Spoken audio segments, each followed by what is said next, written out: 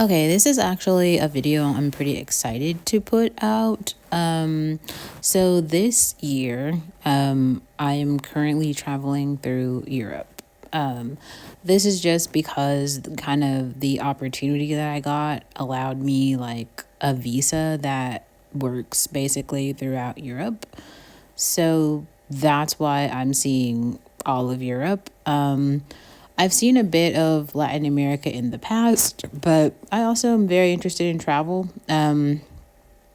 I I'm very interested in Africa. I actually want to live in Africa. I don't just want to travel there. I really hope to make Ethiopia my home base.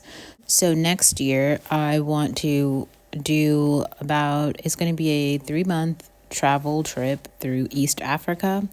And I'm planning that right now. But I just wanted to kind of make this video, which is like basically a planning video.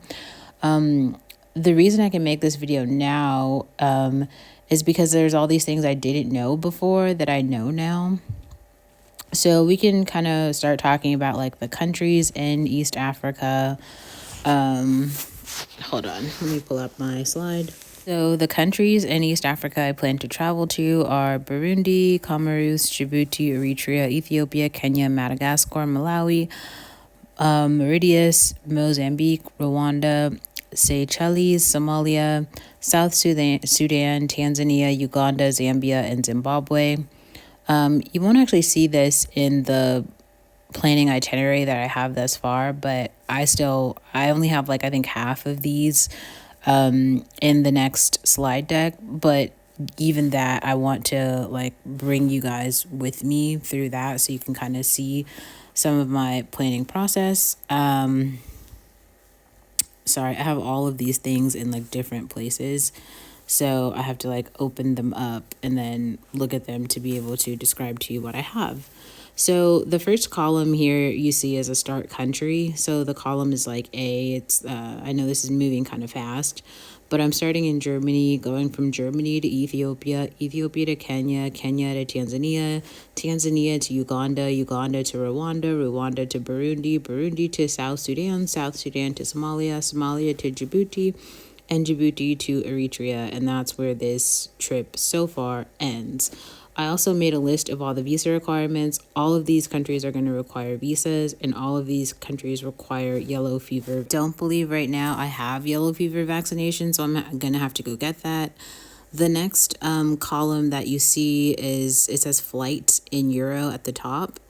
And that is the price from the starting destination, the average price from the starting destination to the ending destination. So from Munich to Ethiopia is about a $600 flight, whereas from Ethiopia to Kenya is about 200 euros. And I'm going to buy the tickets this year for next year.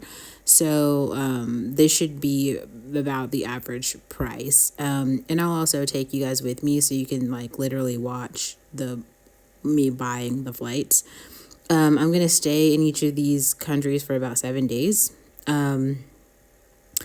And I also put an exchange rate for each of the countries. So the Ethiopian birr to €1. So like how much that is for €1, how many of the local currency can you get? So it's like a 60 to 1 for the birr, 130 to 1 for the Kenyan shilling. And you can go down the list and see each one of the currencies. And then I have another column for the top 3 activities to do in each country. Each of these I've been searching in TripAdvisor, like how to do it. So some are like 4-day hikes or like, 3-day excursions, things like that. The next column I have is the capital city in each of the countries that I'm going to. So like from Munich to Ethiopia, the capital city of Ethiopia is Addis Ababa. And then in the capital city, Addis Ababa, what is the average price for a 4-star hotel per night? And that's like $150 and the name of that hotel. So like the Radisson Blu would be like the recommended 4-star hotel in that area.